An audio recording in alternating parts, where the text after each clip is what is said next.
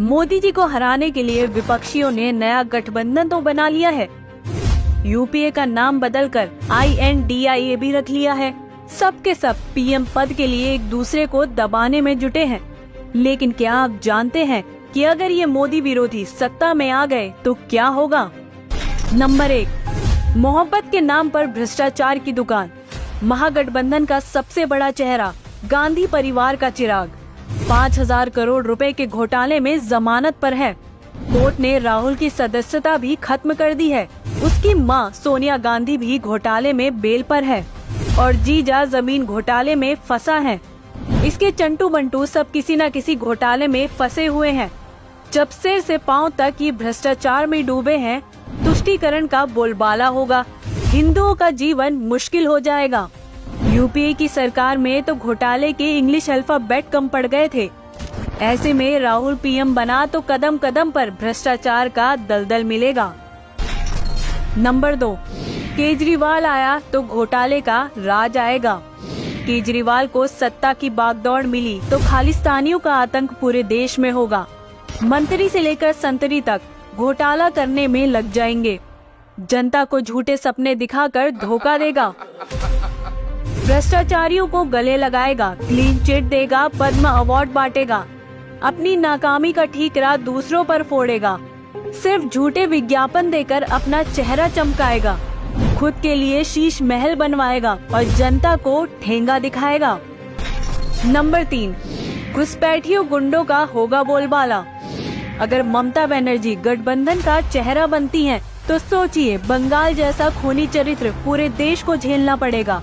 दीदी के राज में पंचायत जैसे छोटे स्तर के चुनाव में 24 घंटे के अंदर 19 हत्याएं हो जाती है। महिला प्रत्याशी को निर्वस्त्र करके घुमाया जाता है। बम बारूद का तो बाजार लगता है, जहां फिक्स रेट पर मौत का सामान मिलता है। अवैध बांग्लादेशी पूरे देश में फैल जाएंगे और बंगाल जैसा रक्त रंजित माहौल पूरे देश में बन जाएगा। बंगाल के हालात पर हाई कोर्ट तक चिंता जता चुका है। फिर भी ममता के गुंडों का आतंक कम नहीं होता है, क्योंकि इन गुंडों को सत्ता का संरक्षण मिला है। अब सोचिए, अगर ऐसे खूंखार चरित्र वाली ममता के हाथ में सत्ता की कमान चली गई तो? नंबर 4, समाजवादी खेत में परिवारवादी फसल।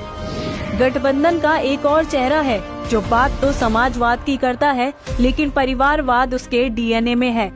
करीब हर सदस्य किसी न किसी पद पर है। राजनीति में परिवारवाद का इससे बड़ा दूसरा कोई उदाहरण नहीं है, जहां समाजवाद के नाम पर सिर्फ एक परिवार को आगे बढ़ाया गया। अब सोचिए, ऐसी वंशवादी पार्टी के हाथ में सत्ता की बागडोर गई तो हिंदुओं का जीवन नर्क बन जाएगा। हिंदू देवी देवताओं के मंदिर को वक्फ को दे दिया जाएगा। राम भक्तों को गोलियां खानी पड़ेंगी। मंदिरों की जगह मजार नजर आएगी। फिर जनता का हाल वही ढाक के 3-5 जैसा ही रहने वाला है। नंबर 5, हत्यारों आतंकियों का सम्मान होगा। यदि स्टालिन गठबंधन का चेहरा बनता है तो सोचिए किस कदर आतंकियों का बोलबाला होगा। हत्यारों आतंकियों को छुड़ाने के लिए सरकार खुद कोर्ट जाएगी। हत्यारों का सम्मान किया जाएगा। सैनिकों की मॉब लीचिंग होगी। सैकड़ों साल पुराने मंदिर पर वक्फ दावा करेगा और हिंदू कुछ नहीं कर पाएगा। अगर देश बचाना है, सनातन धर्म की रक्षा और देश की सुरक्षा सुनिश्चित करना चाहते हैं, देश का सम्मान चाहते हैं, तो इन गद्दारों को सत्ता से बाहर रखना होगा।